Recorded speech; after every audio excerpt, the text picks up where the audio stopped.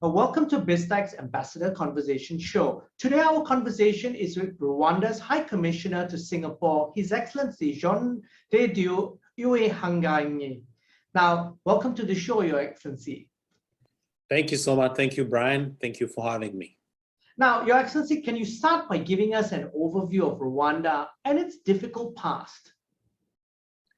Well, Rwanda, first of all, I think every time we talk about Rwanda in this part of the world, in Southeast Asia, we always need to start describing it by its geographical location. It's a country in East Central Africa. Its population is around 13 million now. And we're a country with good intention, good vision going forward. It does have, yes, a difficult past. It can be traced back into the legacy of the colonial era. So back then, the social classes turned into ethnic groups in line with the divide and rule strategy of many colonial masters, which I'm sure many in this part of the region experienced as well. But Rwanda's quest for independence came with violence that saw part of Rwandans fleeing in the country, mainly neighboring countries to Rwanda. That means DRC, the Democratic Republic of Congo, which was called Zaire by then, Burundi, Tanzania, Uganda, and so on. Rwandan leadership by that time, after the independence, was mostly guided by ethnic and regional quota in all sectors of life. You know, you wouldn't have everyone go to school. They will be divided in there will be quotas about who goes to school, who doesn't go to school. It doesn't matter whether you pass the exams or not. But if you look at all Rwandans, in fact, we're all the same. We look the same. We speak the same language. So it was that divide and rule, the spirit and mentality, which continued to drive the country even after the independence. So, but this ethnic-based policy did polarize the Rwandan population and exacerbate the tensions left by colonialism. I can't go to that shortly, but long story short, this culminated in 1994 genocide against the Tutsi. But then, well, Rwanda is a born-again country. It was resurrected from ashes in 1994 genocide against the Tutsi, with all its consequences, which we definitely still deal with, but we'll have to continue to deal with for the generation to come.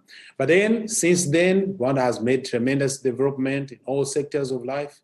And we are now a proud nation with an ambitious vision to take Rwanda to high levels, to build a united and developed Rwanda. We are building a country free of ethnic divisions, free of hunger, whereby every child now has access to education and every Rwandans have access to healthcare. We are landlocked, but not landlocked. That's an important mention to say, because that we are landlocked, but we are landlinked. So with the current global state of affairs, Rwanda is aiming for global market. We are the first country in the world to adopt the open borders to the world. Every citizen from around the world can travel to Rwanda and get a 30 single entry visa upon arrival without pre-applications. Rwanda is a safe country to live in, and it's a reliable partner bilaterally, multilaterally. So that's how I can briefly talk about Rwanda.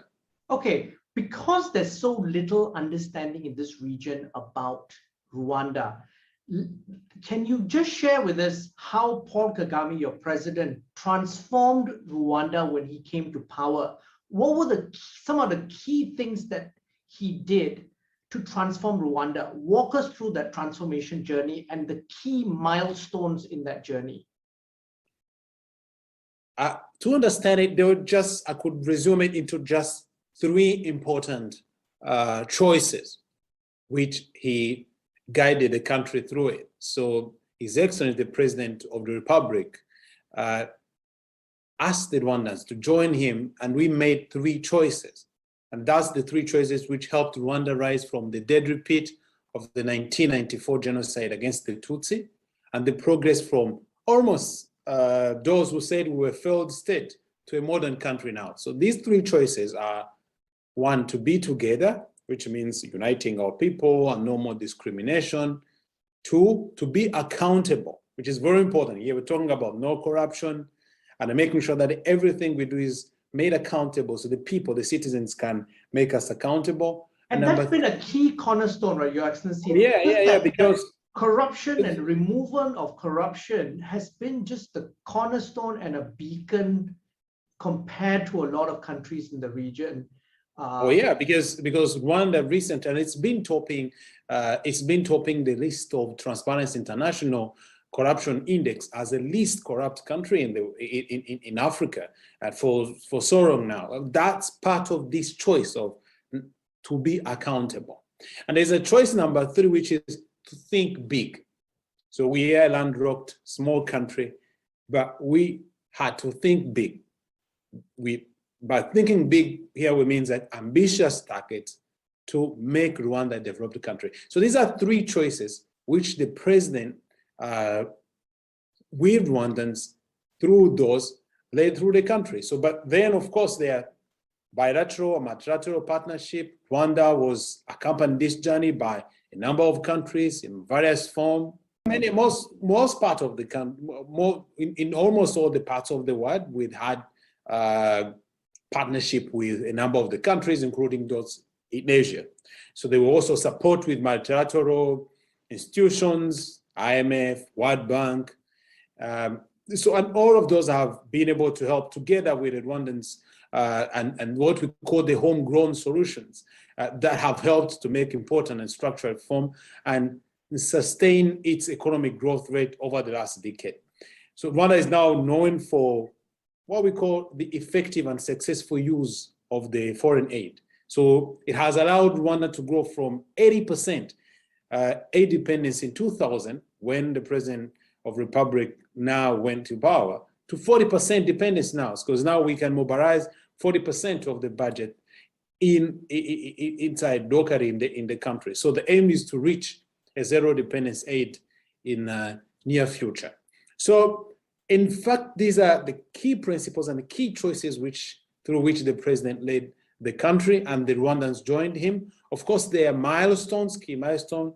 The first important milestone is that we dedicated, we agreed to have what we call the Vision 2020, which is a vision which was supposed to last for 20 years, and it has different lines and different targets to achieve, and most of them were achieved. Now from 2020 to 2050, we have another vision, which is 2050. So I would say, like, at a strategic level, these are the key ambitions we had, and most of them are achieved. Okay, now walk us through today now. What are the key sectors and engines of growth for the Rwandan economy? Let's talk about the economy today first. Prior to COVID, so before COVID-19, before 2020, of course, COVID-19 has affected all the economies worldwide. But prior to that, Rwanda had registered a stable growth of an average 80% for the last decade. In fact, in 2019, the growth, the GDP growth was 12%.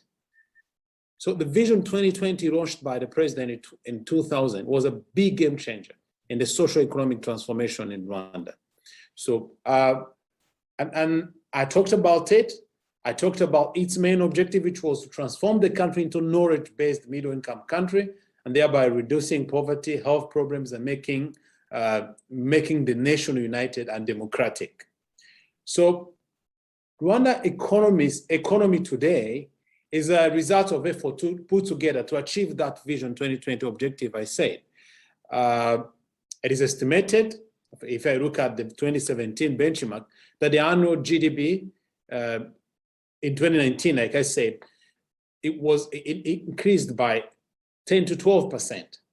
The main sector, of course, main sectors are going to be agriculture sector in 2019, which contributed to 24%, industry, which contributed to 18%, services contributed to 49%, while the remainder, 90%, was attributed to net tax on products.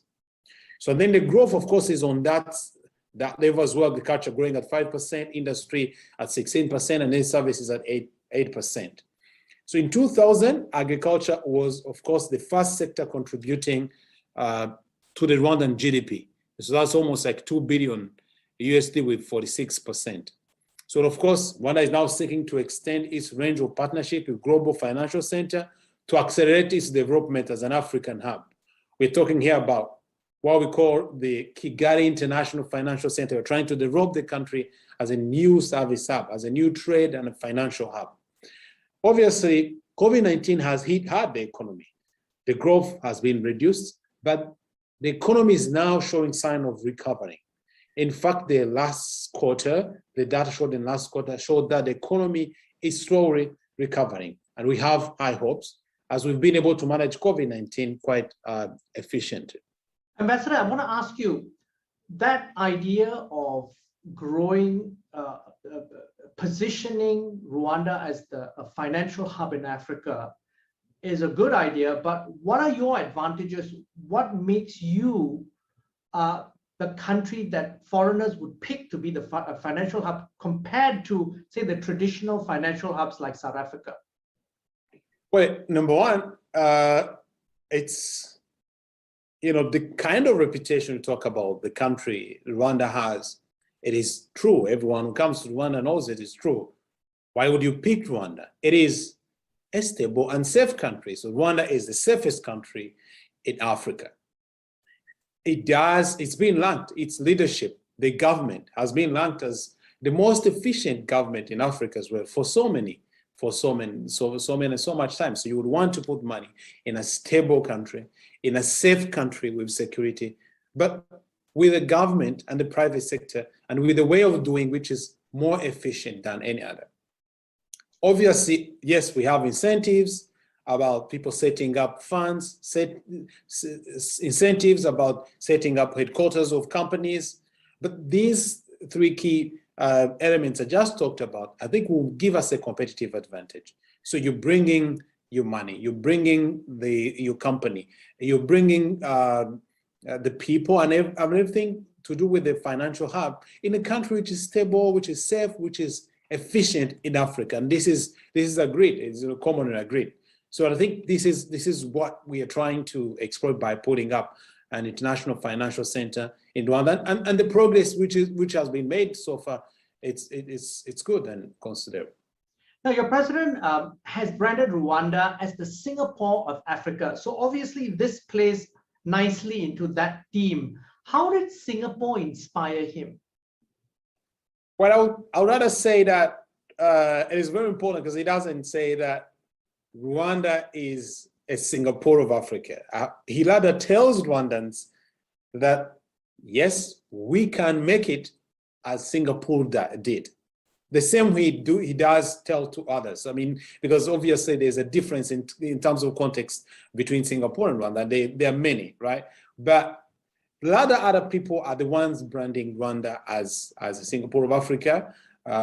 We'll be happy about it. Of course, there are many similarities, but there are differences as well. But the idea of saying that we can make it is that we know that Singapore was, in the last 50 years, where Rwanda is today. Singapore has made tremendous progress and created conducive environment that allowed the miraculous development we see today to happen. And that required a set of environment, condition, behavior, and corrective sacrifice by Singaporeans to be able to be where the country is today. So what the president is saying is that he seeks Rwandans' contribution to make Rwanda develop. President Kagame wants every Rwandan citizen to know that they have the potential to make things happen. So the similarity mostly comes that we don't have the natural resources as well as most Singapore doesn't have the natural resources. Our economy will be based on the people. Our economy will be based on the service. Our economy will be based on investment. So this is the kind of idea and the comparison we're having all the time between Singapore and Rwanda from other people. But of course, the results are tangible now in Rwanda for everyone to see. Obviously, Rwanda is a clean country, like Singapore is clean. Everyone who comes to Rwanda who's been here, we always think about that. We always say, yes, this obviously look like it. But yes, we get inspired by what Singapore does. We do learn a lot from what it does, despite the context being different. But we don't think that it's going to be completed that one. But yes, we learn and get inspired from what they do. And we think their journey would inspire what we do as well. Now, Your Excellency, what's the trade relationship and the balance of trade between Rwanda and not only Singapore, but ASEAN as a whole? Obviously, because we've had a very good relationship with Singapore, bilateral relationship with Singapore in ASEAN. So the trade is much more significant in Singapore than other countries in ASEAN. So in Singapore, for example, Singapore is the seventh. If you look at the National Institute of Statistical Rwanda data on trade, export and import, is the seventh destination of export from Rwanda, seventh country where more export are destined. So, for example, the last quarter, Rwanda exported goods and services worth around $5 million US. This is quite significant if you're looking at the kind of the size of the export we do. Obviously, Singapore does also export to Rwanda, though the trade balance is still positive. It still do export more than what we import from Singapore.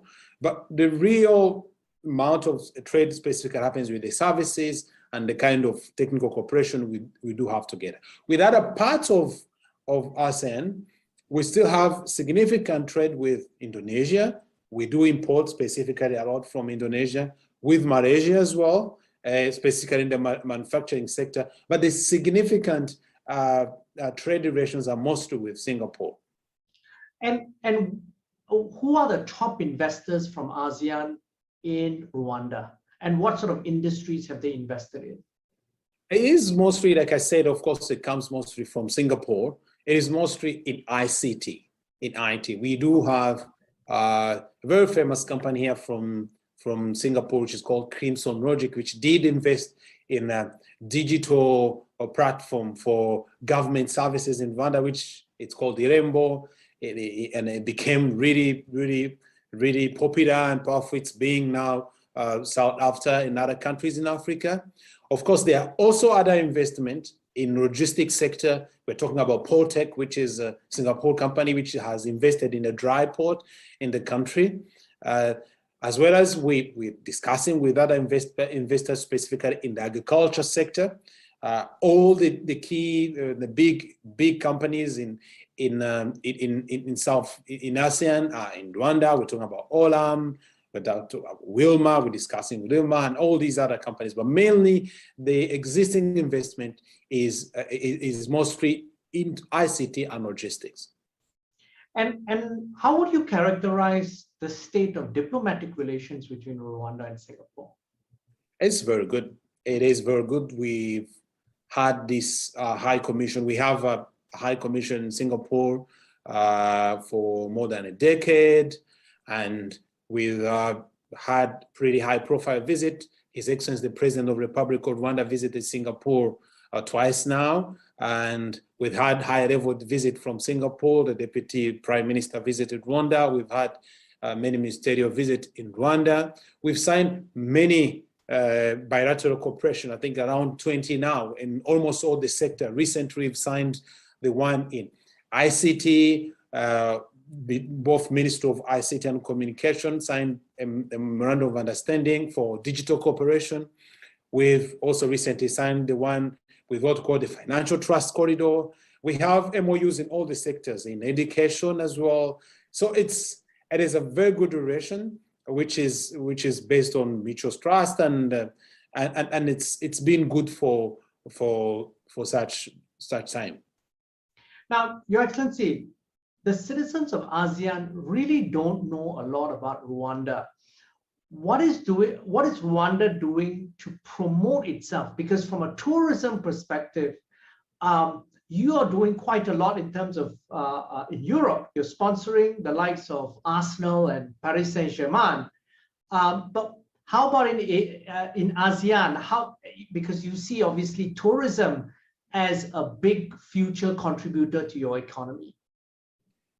Well, you're right. So ASEAN, specifically mainstream media coverage, has been very minimal. In fact, I would like to take the opportunity and thank you so much for giving us this platform. I think your interview is one of the solutions for that, to make sure that Rwanda is well known in this part of the world. But well, it's clear that the trend in terms of, let's say, tourism, which is a part of the key sector we're trying to promote in this area, is important, and most tourists are coming from this part of the world. We're doing much by interesting mostly the people from ASEAN to visit Rwanda, and that's going to be through the kind of media coverage we're talking about. That's going to be through the exhibitions and conferences we take part to. We've been regularly taking part to what we call RACS Experience in Australia. We do have a number of exhibitions and shows and conferences in Malaysia, in Indonesia, and Singapore, and we're planning to do more.